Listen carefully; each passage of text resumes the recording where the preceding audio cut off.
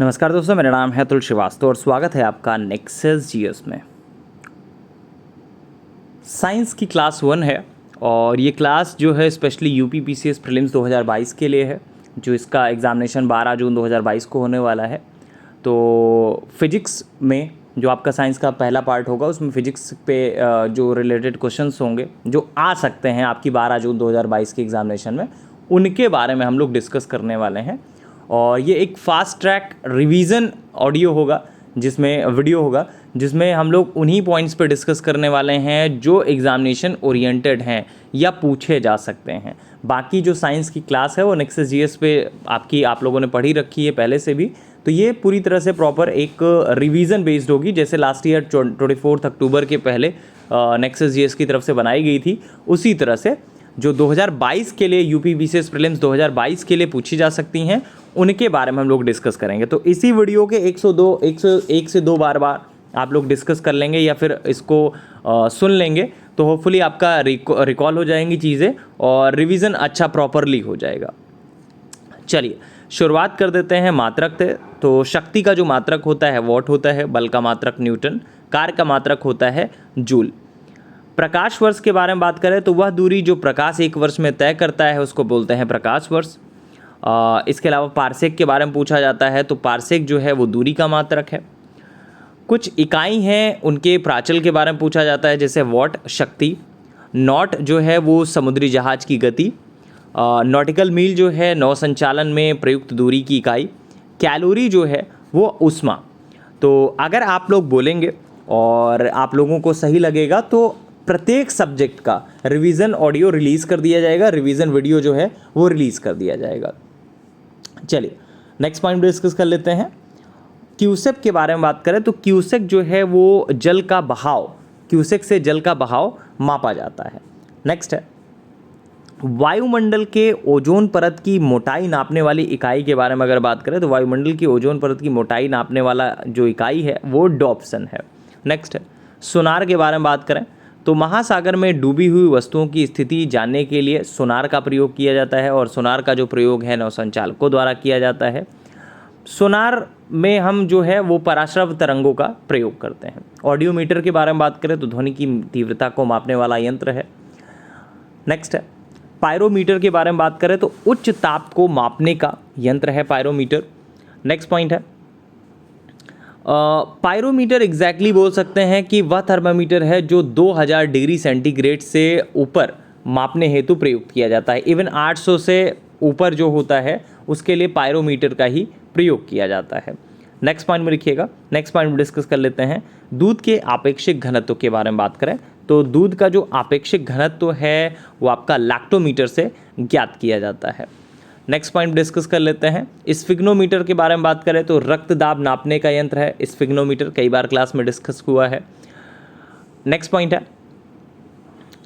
Seismograph के बारे में बात करें तो सीस्मोग्राफ जो होता है वो आपका भूचाल या भूकंप रिकॉर्ड करता है सीस्मोग्राफ। नेक्स्ट पॉइंट है फैदोमीटर के बारे में बात करें तो समुद्र की गहराई, बैरोमीटर से वायुमंडलीय दाब मापते हैं, अल्टीमीटर से ऊंचाई की माप की जाती है। फैदोमीटर काफ़ी बार पूछा गया आपके एग्जामिनेशन में, आपको पता है कई बार क्लास में पढ़ाया गया है, होपफुली याद होगा। झूठ का पता लगाने वाले यंत्र के बारे में अगर पूछा जाए तो पॉलीग्राफ होता है झूठ का पता लगाने वाला यंत्र। नेक्स्ट पॉइंट है वॉशिंग मशीन के बारे में बात करें तो वॉशिंग मशीन का कार्य सिद्धांत जो होता है वो आपका अपकेंद्रण होता है। ये भी पूछा गया है 1-2 बार आपके एग्जामिनेशन में, आपको पता होना चाहिए। नेक्स्ट पॉइंट है डिस्कस कर लेते हैं और क्या इम्पॉर्टेंट है और आपके एग्जामिनेशन में पूछा जा सकता है। वैसे फिजिक्स का सिलेबस जो है वो आपका यूपी पीसीएस प्रीलिम्स में कम पूछा जाता है। सबसे ज़्यादा अगर साइंस के पोर्शन में क्वेश्चन पूछा जाता है तो वो बायो के पोर्शन से पूछा जाता है। जो सेकेंड एंड थर्ड वीडियो जो साइंस की रहेगी उसमें हम लोग इसको कवर अप करा देंगे। नेक्स्ट पॉइंट है सड़क पर चलने की अपेक्षा बर्फ़ चलना कठिन होता है। रीज़न क्या है? बर्फ़ में सड़क की अपेक्षा घर्षण कम होता है, जिसकी वजह से सड़क पर चलने की अपेक्षा बर्फ़ चलना ज़्यादा कठिन होता है। सड़क पर आसान हो जाता है इसीलिए क्योंकि बर्फ़ में सड़क की अपेक्षा घर्षण कम होता है। नेक्स्ट पॉइंट भी डिस्कस कर लेते हैं ब्रह्मगुप्त के बारे में बात करें तो वह वैज्ञानिक हैं ब्रह्मगुप्त साहब, जिसने न्यूटन से पूर्व ही बता दिया था कि सभी वस्तुएं जो है पृथ्वी की ओर गुरुत्वाकर्षित होती हैं। गुरुत्वाकर्षण के सार्वभौमिक नियम के बारे में बात करें तो ऑब्वियस सी बात है, न्यूटन साहब ने इस नियम का प्रतिपादन किया था। अगर आपसे पूछा जाए कि अंतरिक्ष यात्री निर्वात में सीधे खड़े नहीं रह सकते, रीज़न क्या है? क्योंकि वहाँ पे गुरुत्व नहीं होता है, इसकी वजह से ही अंतरिक्ष यात्री निर्वात में सीधे खड़े नहीं रह सकते हैं। नेक्स्ट पॉइंट है पीसा की झुकी हुई मीनार के बारे में बात करें तो पीसा की झुकी हुई मीनार नहीं गिर नहीं जाती है। रीज़न भी उसके पीछे है, गुरुत्व केंद्र से जाने वाली जो ऊर्ध्वाधर लाइन है, रेखा है, वो तल के अंदर रहती है, इसी की वजह से वो गिर नहीं जाती है। नेक्स्ट है अगर कोई वस्तु ऊपर से गिराई जाए तो उसका भार क्या होगा? ऑब्वियस सी बात है, उसका भार जो है अपवर्तित होगा। फिजिक्स में इस तरह के क्वेश्चंस पूछे जाते हैं, गुरुत्व के अधीन जो गति होती है उसके अंतर्गत इस तरह के क्वेश्चन पूछे जाते हैं। नेक्स्ट है किसी पिंड के भार के बारे में बात करें तो किसी पिंड का भार ध्रुवों पर सर्वाधिक होता है, और मानव शरीर के भार के बारे में बात करें तो ध्रुवों पर मैक्सिमम होता है, अधिकतम होता है। नेक्स्ट पॉइंट डिस्कस कर लेते हैं। पृथ्वी अपने कक्ष में लगभग 4400 किलोमीटर प्रति घंटा की गति से घूमती है और इस तेज गति को हम अनुभव नहीं करते। रीज़न क्या है उसके पीछे? अपने कक्ष में पृथ्वी की गति की अपेक्षा हमारी गति जो है वो शून्य होती है, इसी वजह से हम इस तेज गति को अनुभव नहीं करते हैं। बहुत बार इस तरह के क्वेश्चंस जो है वो पूछे जाते हैं आपके एग्जामिनेशन में। नेक्स्ट पॉइंट पर डिस्कस कर लेते हैं। अगर एक लड़की झूले पर बैठी स्थिति में झूला झूल रही है तो उस लड़की के खड़े हो जाने पर जो प्रदोल आवर्तक होगा वो क्या होगा? ऑब्वियस सी बात है, वो कम हो जाएगा। नेक्स्ट पॉइंट है पृथ्वी के पलायन वेग के बारे में बात करें तो 11.2 किलोमीटर प्रति सेकंड होता है। चंद्रमा पर वायुमंडल, देखिए चंद्रमा पर वायुमंडल नहीं होता, उस नहीं होने का जो कारण है इस पर गैस अणुओं का पलायन वेग जब उनके वर्ग माध्य मूल से कम होता है। तो चंद्रमा पर वायुमंडल नहीं होता है, इस पर गैस अणुओं का पलायन वेग जो है उनके वर्ग माध्य मूल वेग से कम होता है। नेक्स्ट पॉइंट डिस्कस कर लेते हैं। वर्षा की बूंदों के बारे में बात करें तो वर्षा की बूंदें गोलाकार होती हैं और रीज़न होता है जल में पृष्ठ तनाव। नेक्स्ट पॉइंट है तेल जल के तल पर फैल जाता है, उसके पीछे रीज़न क्या होता है? देखिए तेल जल के तल पर फैल जाता है क्योंकि तेल का जो तल तनाव होता है वो पानी से कम होता है। मिट्टी के तेल के बारे में बात करें तो मिट्टी का तेल पानी के ऊपर तैरता रहता है, रीज़न क्या है? उसका घनत्व जो है पानी के घनत्व से कम होता है, इसी वजह से। साबुन के बुलबुले के बारे में बात करें, ये भी बहुत ज़्यादा पूछा जाता है साबुन के बुलबुले के बारे में। तो साबुन के बुलबुले के अंदर का जो दाब होता है वो आपका वायुमंडलीय दाब से अधिक होता है, वायुमंडलीय दाब से अधिक होता है। नेक्स्ट पॉइंट भी डिस्कस कर लेते हैं और क्या क्या चीज़ें हैं जो महत्वपूर्ण है आपके एग्जामिनेशन में। बत्ती वाले स्टोव में कैरोसिन के बारे में बात करें तो बत्ती वाले स्टोव में कैरोसिन के बत्ती में ऊपर चढ़ने का जो कारण होता है वो आपका पृष्ठ तनाव होता है। नेक्स्ट पॉइंट है पेट्रोलियम परिष्करण के बारे में बात करें तो पेट्रोलियम परिष्करण का जो उपोत्पाद है वो आपका एस्फॉल्ट होता है। नेक्स्ट पॉइंट है बर्फ से जमी जो झील होती है उसके अंदर की मछलियां जीवित रहती हैं, रीज़न क्या होता है? झील की जो तली होती है उस पर जल नहीं जम पाता है, इसी वजह से मछलियां जो हैं वो जीवित रहती हैं। नेक्स्ट है पानी की आपेक्षिक घनत्व के बारे में बात करें तो पानी का आपेक्षिक घनत्व जो है -4 डिग्री पर सर्वाधिक होता है। नेक्स्ट पॉइंट है अगर आपसे पूछा जाए कि लोहे की कील जो है पारे पर तैरती है जबकि पानी में डूब जाती है, रीज़न क्या है? क्योंकि लोहे का घनत्व पानी से अधिक होता है तथा पारे से कम होता है, जिसकी वजह से आपका लोहे की कील पारे में तैरती है और पानी में डूब जाती है। बहुत सारी ऐसी चीज़ें हैं जो आपको लगेगा कि हमें समझ में नहीं आती हैं, ठीक है। जो साइंस बैकग्राउंड का होगा उसको साइंस की चीज़ें समझ में आएगी, जो आर्ट्स का होगा उसको हिस्ट्री की चीज़ें समझ में आएंगी, ऑब्वियस सी बात है। तो ये एग्जामिनेशन जो होता है यूपीपीसीएस का, उसमें आपको किसी भी एक सब्जेक्ट का महारथी नहीं होना चाहिए, आपको हर एक सब्जेक्ट की छोटी छोटी नॉलेज होनी चाहिए, एक नॉर्मल ज्ञान आपको होना चाहिए, आप एग्ज़ाम को क्लियर कर सकते हैं बहुत आराम से। और जितने उन्होंने क्लियर किया है सभी लोगों को बेसिक नॉलेज प्लस अपडेशन बहुत ज़्यादा ज़रूरी है। अपने आप को जितना ज़्यादा आप अपडेट रखेंगे उस एग्जामिनेशन के उतना ज़्यादा क्लोज होते चले जाएंगे। नेक्स्ट पॉइंट है, एक सुई पानी में डूब जाती है जबकि लोहे से बना जहाज पानी पर तैरता रहता है। रीज़न क्या है? क्योंकि सुई का जो आपेक्षिक घनत्व होगा वो उसके द्वारा हटाए हुए पानी के आपेक्षिक घनत्व से अधिक होता है, यही एक रीज़न होता है।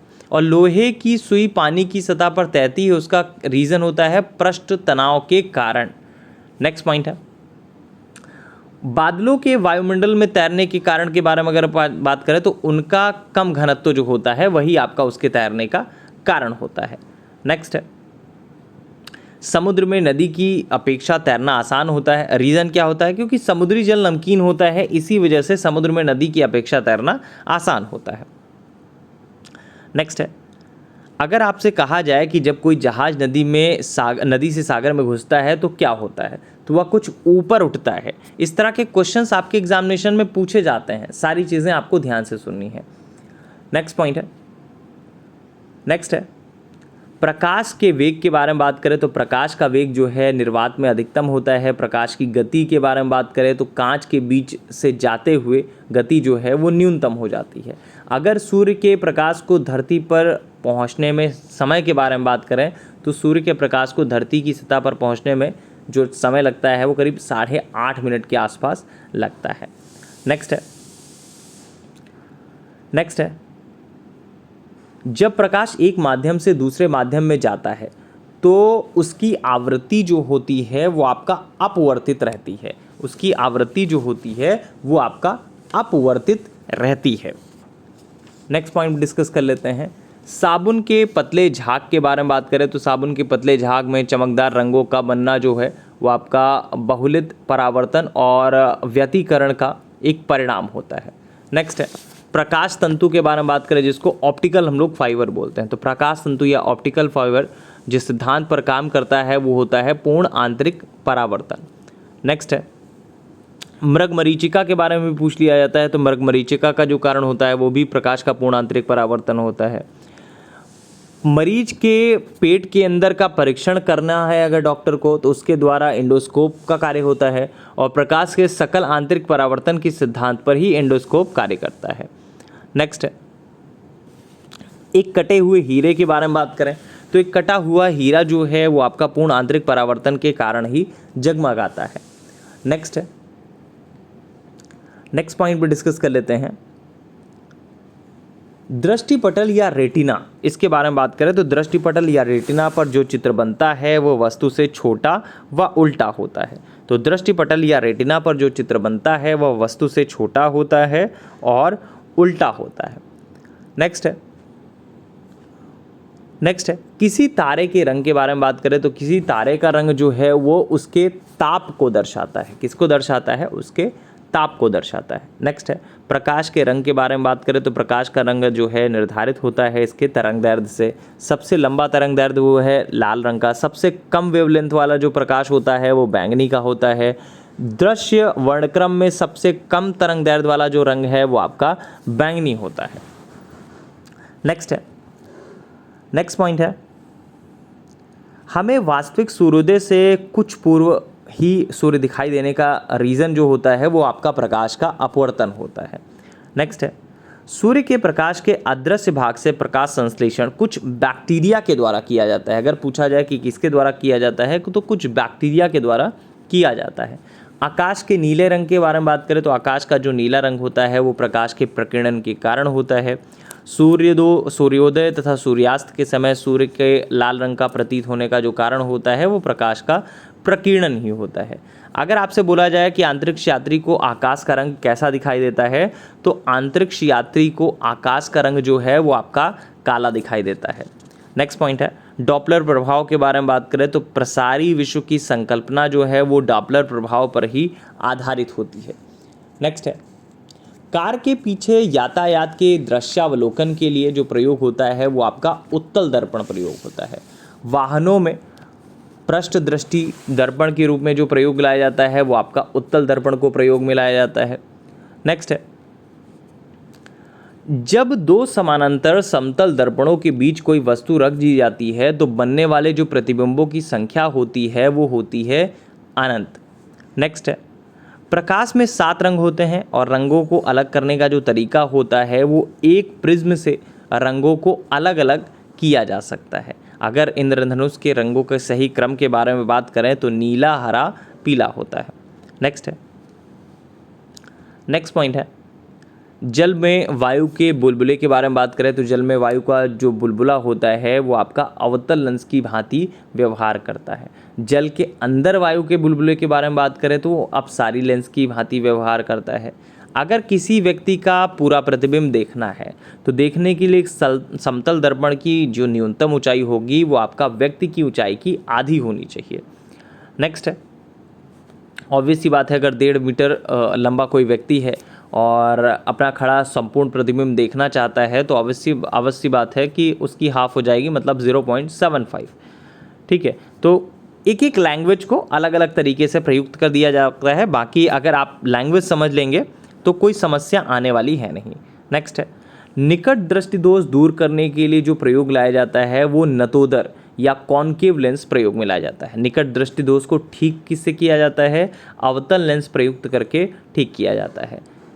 नेक्स्ट है, स्पष्ट दृष्टि की न्यूनतम दूरी के बारे में बात करें तो 25 सेंटीमीटर होता है। नेक्स्ट है, धूप के चश्मे के पावर के बारे में अगर बात किया जाए आपसे तो 0 डायोप्टर होता है, इसमें आपका कुछ सोचने की बात है नहीं।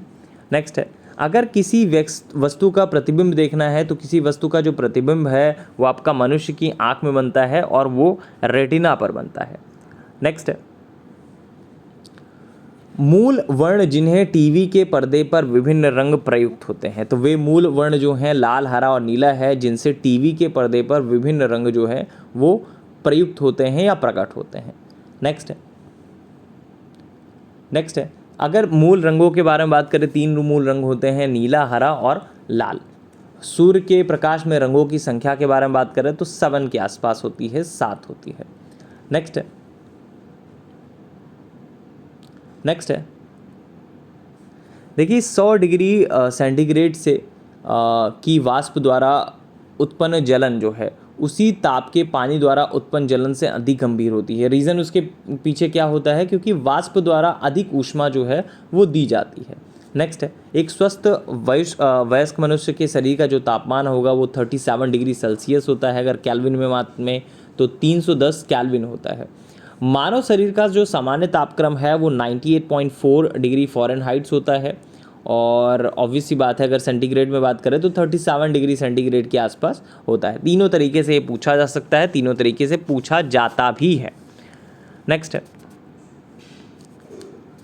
नेक्स्ट पॉइंट है, जब बर्फ़ पिघलती है तो क्या होता है? जब बर्फ़ पिघलती है तब आयतन जो है वो घट जाता है। थर्मोस्टेट के बारे में बात करें तो रेफ्रिजरेटर में थर्मोस्टेट का कार्य एक सामान्य तापक्रम को बनाए रखना होता है। अगर रेफ्रिजरेटर में खाद्य पदार्थ ताज़ा रखने हेतु सुरक्षित तापमान के बारे में बात करें तो इस लेक्चर के स्टार्टिंग में ही हम लोगों ने बताया -4 डिग्री सेंटीग्रेड होता है। नेक्स्ट पॉइंट डिस्कस कर लेते हैं, यदि हवा का तापमान बढ़ता है तो उसकी जलवाष्प ग्रहण करने की जो क्षमता होती है वो भी बढ़ जाएगी अपने आप। और अगर आपसे पूछा जाए कि तेज हवा वाली रात्रि में ओस नहीं बनती, उसके पीछे क्या कारण होता है? तो वाष्पीकरण की जो दर है वो तेज होती है, इसी वजह से तेज हवा वाली रात्रि में ओस नहीं बनती है। नेक्स्ट है, डेजर्ट कूलर के बारे में बात करें तो डेजर्ट कूलर द्वारा शीतलन जो है वो आपका वाष्पन शीतलन पर आधारित है। नेक्स्ट है, नेक्स्ट पॉइंट है, जब पानी नमक में मिलाया जाता है, जब पानी में नमक मिलाया जाता है तो होता क्या है? क्वथनांक बढ़ता है और जमाव बिंदु जो है वो घटता है। इसी टाइप से ज़्यादा क्वेश्चन जो है वो आपका फिजिक्स में पूछे जाते हैं। ठीक है, और जैसे कि मैंने स्टार्टिंग में भी बताया कि किसी भी एग्जामिनेशन को क्लियर करने का जो सबसे बड़ा फंडा होता है वो अपडेशन और रिवीजन होता है। चलिए नेक्स्ट पॉइंट में लिखिएगा, नेक्स्ट पॉइंट में डिस्कस कर लेते हैं। मिट्टी के घड़े में जल ठंडा रहता है, रीज़न क्या है उसके पीछे? अगर एक लाइन में बात करें तो वाष्पीकरण के कारण जो जल होता है वो ठंडा रहता है। इस समय मौसम चल रहा है तो ऑब्वियस सी बात है इसके बारे में आपको पता होना चाहिए। नेक्स्ट पॉइंट है, प्रेशर कुकर के अंदर का जो उच्चतम ताप होगा तो प्रेशर के अंदर का जो उच्चतम ताप होगा वो डिपेंड किस पे करता है, ऊपर के क्षेत्र का जो छेद होता है उसका क्षेत्रफल व उस पर रखे गए वजन पर डिपेंड करता है। नेक्स्ट पॉइंट है, जब किसी बोतल में पानी भरा जाता है और उसे जमने दिया जाता है तो बोतल टूट जाती है। रीज़न क्या होता है, क्योंकि पानी जो है होता है वो जमने पर फैलता है। नेक्स्ट है, अगर जलयुक्त गिलास में तैरता हुआ बर्फ़ का टुकड़ा जब पिघलता है तो पानी का स्तर क्या रहेगा, तो ऑब्वियस सी बात है पानी का स्तर वही रहेगा, यही फिजिक्स है। नेक्स्ट है, हाइड्रोजन से भरा हुआ पॉलीथीन का गुब्बारा पृथ्वी के स्थल से छोड़ा जाता है। वायुमंडल में ऊंचाई पर जाने से गुब्बारे के अमाप में कहीं ना कहीं वृद्धि हो जाएगी। आपसे पूछा जाए कि वायुमंडल में ऊंचाई पर जाने पर क्या होगा, तो गुब्बारे के अमाप में वृद्धि हो जाएगी। नेक्स्ट है, दीर्घ रेडियो तरंगों के बारे में बात करें तो दीर्घ रेडियो तरंगे जो हैं वो आपका आयन मंडल से परावर्तित होती हैं। बेतार के तार का संपर्क जो है पृथ्वी के धरातल को अपवर्तित करता है या परावर्तित किया जाता है, ये होता है आयनोस्फीयर के द्वारा। नेक्स्ट पॉइंट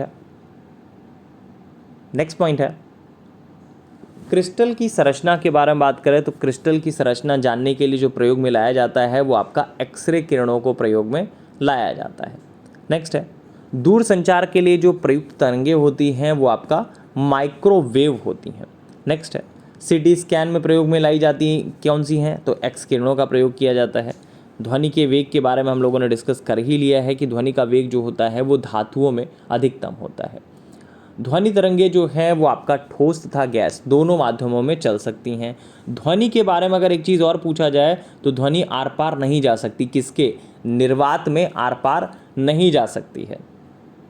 नेक्स्ट है, अगर ध्वनि का वायु में वेग के बारे में बात करें तो 330 मीटर प्रति सेकंड के आसपास होती है। अभी हम लोगों ने डिस्कस किया था कि बोल सकते हैं कि चंद्रमा के धरातल पर वायुमंडल नहीं होता है, तो चंद्रमा के धरातल पर दो व्यक्ति एक दूसरे की बात भी नहीं सुन सकते। रीज़न क्या है, चंद्रमा पर वायुमंडल ही नहीं है, जिसकी वजह से एक दूसरे की बात नहीं सुन सकते हैं। नेक्स्ट है, पराश्रव्य के बारे में बात करें तो पराश्रव्य वे ध्वनियाँ हैं जिनकी आवृत्ति जो होती है वो आपका 20,000 हर्ट्ज से अधिक होती है। नेक्स्ट पॉइंट है, चमगादड़ों के बारे में बात करें तो चमगादड़ जो है अंधेरी रातों में उड़ सकते हैं और अपना शिकार भी कर सकते हैं। रीज़न क्या होता है, क्योंकि वे पराश्रव्य तरंगे निकालते हैं और उन्हीं के द्वारा निर्देशित होते हैं। नेक्स्ट है, पराध्वनिक जेट के बारे में बात करें तो पराध्वनिक जेट की उड़ान के कारण जो है वो आपका ओजोन परत को नुकसान होता है। डेसिबल के बारे में बात करें तो डेसिबल जो है वो आपका प्रयोग में किस लिए लाया जाता है, वातावरण में ध्वनि की तीव्रता के स्तर को मापने के लिए डेसिबल का प्रयोग किया जाता है। अगर जब दो लोग आपस में बात करते हैं तो तब जो ध्वनि उत्पन्न होती है वो लगभग 30 डेसिबल के आसपास होती है। अगर WHO के बारे में बात करें तो विश्व स्वास्थ्य संगठन के अनुसार एक नगर के लिए सुरक्षित ध्वनि प्रदूषण स्तर जो होता है वो आपका 45 डेसिबल है। मनुष्य के लिए शोर की जो सह सीमा है वो करीब 85 डेसिबल के आसपास होती है और मनुष्य के लिए मानक ध्वनि स्तर जो होता है वो करीब 60 डेसिबल के आसपास है। WHO वाला ज़्यादा पूछा जाता है। विश्व स्वास्थ्य संगठन के अनुसार एक नगर के लिए सुरक्षित ध्वनि प्रदूषण स्तर क्या है, तो 45 डेसिबल होता है। नेक्स्ट पॉइंट भी डिस्कस कर लेते हैं। नेक्स्ट पॉइंट है,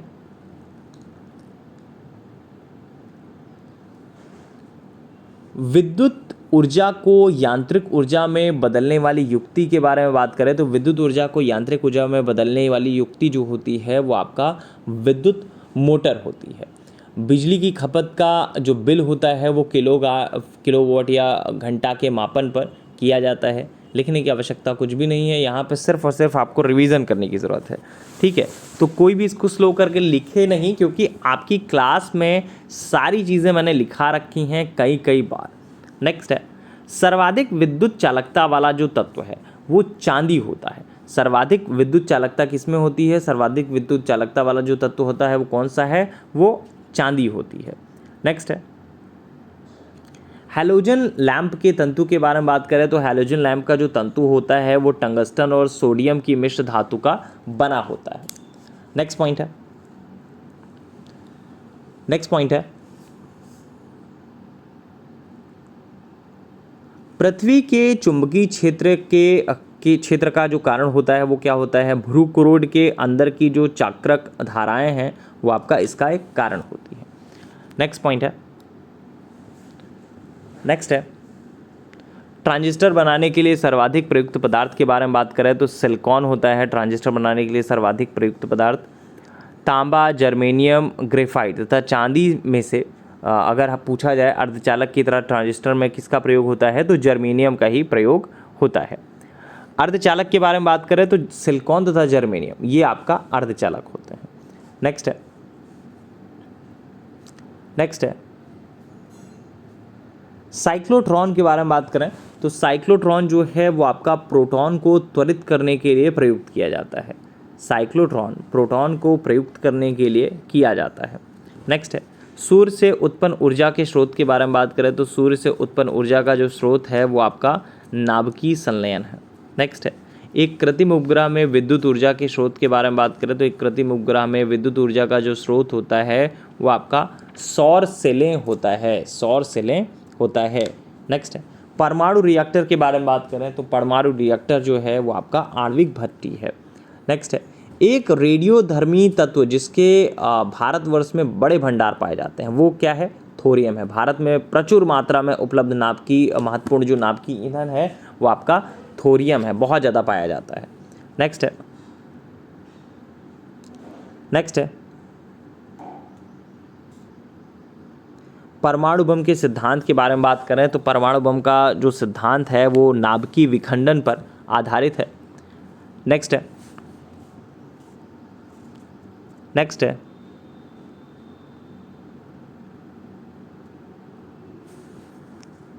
विद्युत उत्पन्न करने के बारे में अगर बात करें तो विद्युत उत्पन्न करने के लिए यूरेनियम का बहुत ज़्यादा प्रयोग किया जाता है। भारत के प्रथम परमाणु संयंत्र के बारे में बात करें तो तारापुर, मुंबई।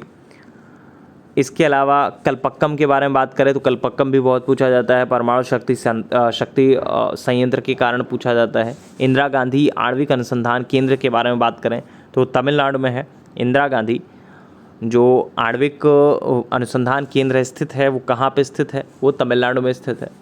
नेक्स्ट है कुछ परमाणु शक्ति केंद्र हैं उनके राज्यों के बारे में बात करें जैसे कलपक्कम तमिलनाडु, नरोरा उत्तर प्रदेश, काकरापार गुजरात, ट्रॉम्बे जो है वह महाराष्ट्र में है। नेक्स्ट है कैगा के बारे में बात करें तो वह परमाणु ऊर्जा संयंत्र है, हाल ही में सक्रिय हुआ था, कैगा में है ये। नेक्स्ट है, नेक्स्ट पॉइंट है कलपक्कम के बारे में बात करें तो कलपक्कम के फास्ट ब्रीडर टेस्ट रिएक्टर में जो प्रयुक्त ईंधन होता है वो आपका प्लूटोनियम होता है। नेक्स्ट है कलपक्कम के फास्ट ब्रीडर रिएक्टर जो शीतलक प्रयोग में लाया जाता है वह क्या होता है? वो आपका द्रवित सोडियम है। नाभिकीय संयंत्रों में ग्रेफाइट के बारे में बात करें तो नाभिकीय संयंत्रों में ग्रेफाइट का उपयोग जो है वो आपका विमंदक की तरह किया जाता है और नाभिकीय रिएक्टर में मंदक के रूप में प्रयोग किया जाता है किसका? भारी पानी का या भारी जल का प्रयोग किया जाता है। नेक्स्ट है पोखरण के बारे में बात करें तो पोखरण नाभिकीय परीक्षण 1974 का जो आधिकारिक कोड था वो क्या था? वो आपका स्माइलिंग बुद्धा था और 11 मई 1998 को पोखरण द्वितीय परीक्षण किया गया था। मई 1998 में पोखरण में भारत ने 5 परमाणु परीक्षण किए थे और पोखरण कहाँ पे स्थित है? ये आपका राजस्थान में स्थित है। तो फिजिक्स एक बड़ा टॉपिक है लेकिन अगर इसको कंसाइज किया जाए तो कम से कम में आप इसको समेट सकते हैं और कोशिश कर सकते हैं कि उन चीज़ों को आप लोग ज़्यादा फोकस करें जहां से क्वेश्चन पूछे जाने की संभावना सबसे ज़्यादा होती है। नेक्स्ट पॉइंट भी डिस्कस कर लेते हैं अंतरिक्ष में भेजे गए भारत के प्रथम उपग्रह के बारे में। तो अंतरिक्ष में भेजा गया भारत का जो प्रथम उपग्रह था वो आर्यभट्ट था। आर्यभट्ट का जो प्रक्षेपण है वो 19 अप्रैल 1975 को किया गया था। नेक्स्ट है, नेक्स्ट पॉइंट है टीम पिक। इसको क्या बोलते हैं? टीम पिक को जाना जाता है अंतरिक्ष यात्री के रूप में। नेक्स्ट है, नेक्स्ट है बहिर्मंडल के बारे में बात करें तो वह वायुमंडल परत जिसमें संचार उपग्रह अवस्थित किए जाते हैं वो आपका बहिर्मंडल में अवस्थित किए जाते हैं। नेक्स्ट है अंतरिक्ष प्रौद्योगिकी से रिलेटेड जो क्वेश्चंस होते हैं वो मैक्सिमम आपका करंट ओरिएंटेड होते हैं।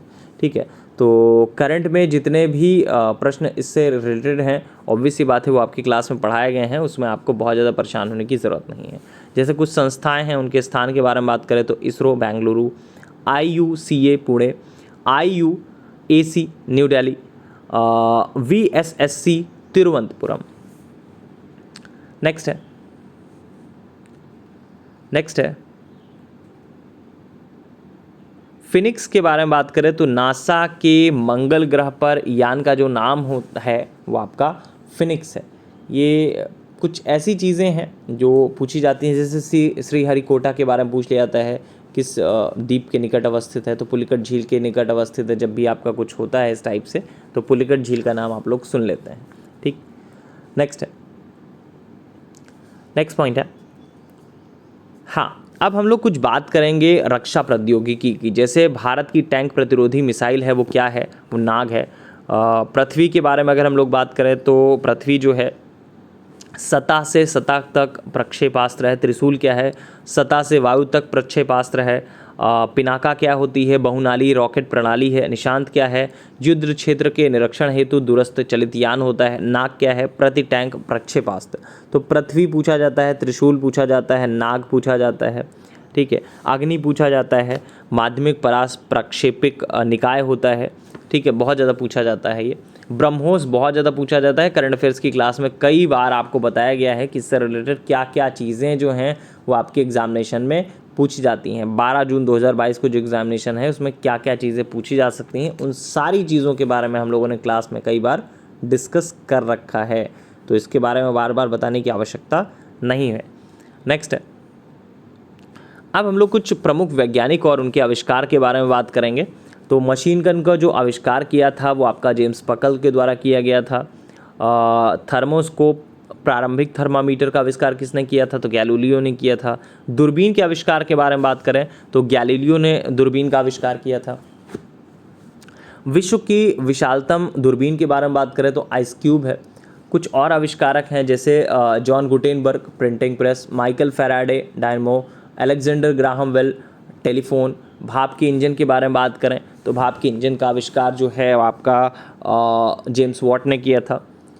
नेक्स्ट पॉइंट है, इलेक्ट्रिक बल्ब के बारे में बात करें तो इलेक्ट्रिक बल्ब जो है ये तो बहुत ज़्यादा फेमस है और इलेक्ट्रिक बल्ब के बारे में पूछा भी बहुत ज़्यादा है, तो पता भी होना चाहिए आप लोगों को। होपफुली ये तो बहुत सिंपल है, सभी को लोगों को पता होगा। थॉमस एडिसन साहब ने इलेक्ट्रिक बल्ब की खोज की थी। गैस इंजन के बारे में बात करें तो डेम्पलर ने किया था। रडार के बारे में बात करें तो रॉबर्ट वॉटसन ने किया था। अल्फ्रेड नोबेल, ऑब्वियस सी बात है। डायनामाइट बहुत अगर आप तैयारी कर रहे हैं तो ऑब्वियस सी बात है, जानते होंगे। पेंसिलिन के आविष्कारक के बारे में बात करें तो अलेक्जेंडर फ्लेमिंग। अल्फ्रेड नोबेल के बारे में हम लोगों ने बात कर ही ली है, डायनामाइट। चार्ल्स डार्विन के बारे में बात करें तो विकास का सिद्धांत। नेक्स्ट है, ब्लैक होल के सिद्धांत के बारे में बात करें तो एस चंद्रशेखर साहब ने किया था ब्लैक होल सिद्धांत का जो किया था। नेक्स्ट है, वैज्ञानिक अल्बर्ट आइंस्टाइन के बारे में बात करें तो प्रकाश विद्युत प्रभाव के लिए प्रसिद्ध हैं। एक दो बार ये क्वेश्चन पूछा भी जा चुका है आपके एग्जामिनेशन में, फिर से पूछा जा सकता है, इसलिए आप लोग अलर्ट रहिए इस चीज़ को।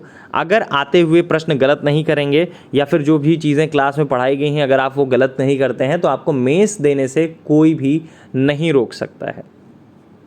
नेक्स्ट है, सर सीवी रमन के बारे में बात करें तो सर सीवी रमन को भौतिकी का नोबेल पुरस्कार प्राप्त हुआ था और ये पुरस्कार प्राप्त हुआ था 1930 में। 28 फरवरी को राष्ट्रीय विज्ञान दिवस के रूप में मनाया जाता है और ये रमन प्रभाव के आविष्कार की स्मृति में ही मनाया जाता है। नवीन सापेक्षता सिद्धांत के बारे में बात करें तो जेबी नार्लिकर ने प्रतिपादित किया था। स्टीफन हॉकिंग के बारे में बात करें तो वैज्ञानिक हैं, अभी तो इनकी डेथ हो चुकी है फिलहाल। नेक्स्ट है, भारत में अणु बम के विकास से अगर बात की जाए तो राजा रमन्ना साहब इससे रिलेटेड हैं। हरिगोविंद खुराना के बारे में बात करें तो हरगोविंद खुराना को नोबेल पुरस्कार जो है प्रोटीन के संश्लेषण के लिए दिया जाता है। प्रयोगशाला में सर्वप्रथम डीएनए का संश्लेषण भी खुराना जी ने ही किया था। नेक्स्ट है, क्वांटम मैकेनिक्स के बारे में बात करें तो भौतिक की वह शाखा जिसमें अति सूक्ष्म कणों की चाल का अध्ययन किया जाता है वो आपका क्वांटम मैकेनिक्स होता है।